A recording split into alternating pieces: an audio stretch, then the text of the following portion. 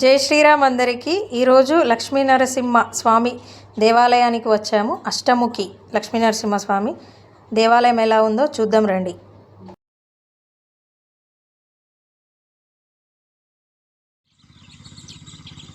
నరసింహస్వామి దేవాలయంకి వచ్చాము. అష్టముఖి మేము ఇక్కడ నుండి బస్ స్టాండ్ నుండి నేరుగా వచ్చేస్తే ఇక్కడే లొకేషన్ కనబడుతుంది మనకి స్వామివారిది గుడి.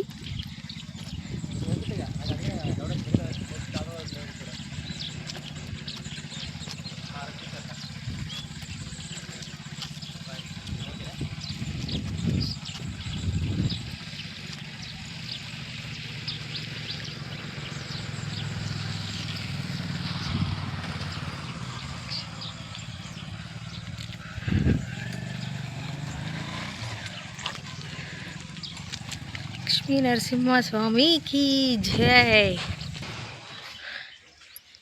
వీరం మహావిష్ణుం జ్వలాంతం సర్వతోముఖం నృసింహం భీషణం భద్రం మృత్యోర్మృత్యుం నమామ్యహం.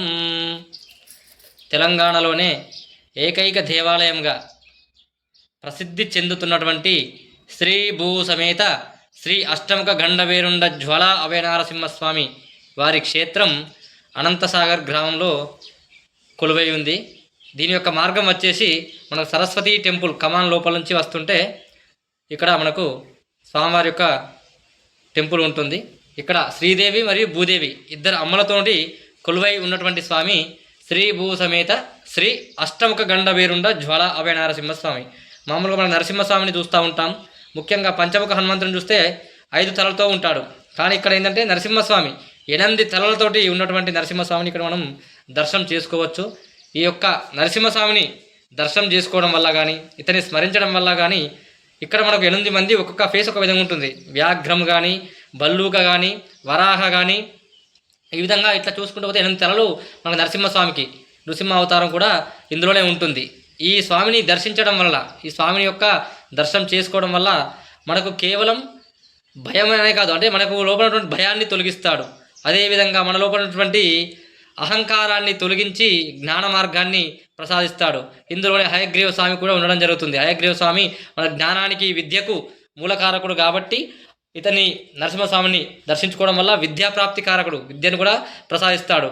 అదేవిధంగా లక్ష్మీకారకుడు, అంటే మనకు ధనముని, సంపదను, శ్రేయస్సును కూడా మనకు ప్రసాదిస్తాడు. కేవలం ఒక్క లక్ష్మీ నరసింహస్వామిని ఆరాధించడం వల్ల మనకు అష్టలక్ష్ములు, అంటే సంతాన లక్ష్మి కానీ, ధాన్యలక్ష్మి కానీ, ఆదిలక్ష్మి కానీ, ధైర్యలక్ష్మి కానీ, ఇటువంటి లక్ష్ములతో కూడుకున్నటువంటి స్వామివారు కాబట్టి మనకు అష్టలక్ష్ములను ప్రసాదించేటువంటి శక్తి ఈ అష్టముఖ లక్ష్మీ నరసింహ స్వామివారికి ఉన్నది. దీన్ని ఇక్కడ నెలకొల్పిన వారు శ్రీ శ్రీ శ్రీ రాజయోగి సిద్ధేశ్వర మహారాజు గారు.